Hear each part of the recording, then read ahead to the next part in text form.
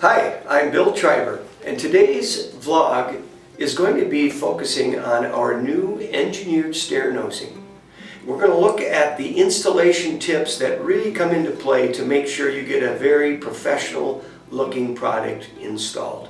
It's a new product, we're excited about it. It's available in a 3.5 inch wide half-inch as well as a 5.5 inch 9/16 and 5/8 and 3/4 inch thicknesses. So let's get right into it, show you a few of the things that we feel are important, and let's go out to the shop. With the engineered square edge stair nosing, this just happens to be the 1/2 inch and the 3.5 inch wide profile. To show you a miter cut for return, I've measured the length that I need on that piece.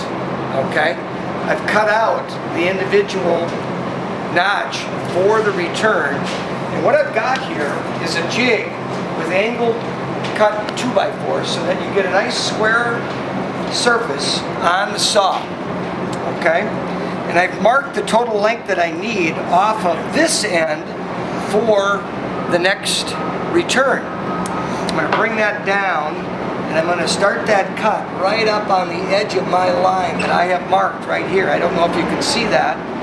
And I've got a 2-degree angle on the blade, if you can come around and see that.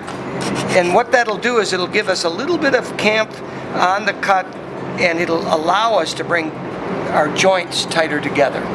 Okay?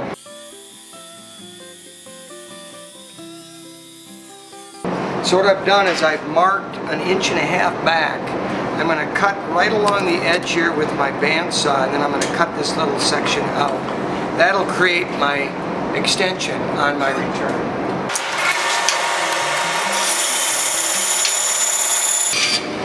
Gives me a nice straight cut.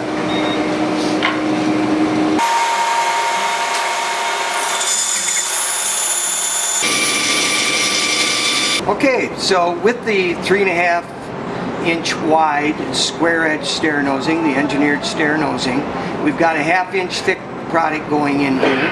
We've done the right hand return.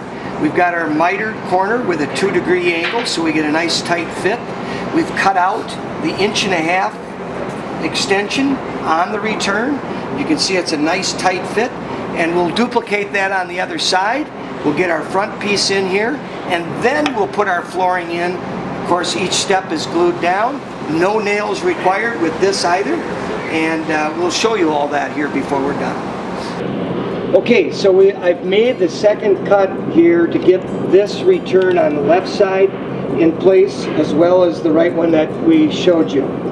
The next cut that we want to do is we want to get the 2 angled cuts and get the right length off the front portion of our stair nose. Now we know that this open stairwell, we're spanning 30 inches, okay? And we know that we've got 1 inch extra on each return on our extension. So that means that the front should be 32 inches. Let's just check that to see if that is accurate as best we can. It looks like it's right on 32 inches. So 32 inches, and I've pre-cut this one here on this with the 2-degree angle. Our 32 inch length across the front should be the mark. Next, cut the second miter corner for the front nosing with the 2-degree angle. Apply a 1/4 to 3/8 inch bead on the 90-degree angled corner on the back side of the stair nosing, and a wavy pattern with the adhesive across the remaining base. Check for proper fit when installing. Apply the adhesive in the same manner to the return pieces that you have done for the front piece. Now when applying this to the substructure, do an angle, 45-degree angle, and slowly drop it down into place to make sure that you get the proper fit. Check the front corner, and then join those corners and eventually tape them off to make sure that you secure it for curing time without disruption.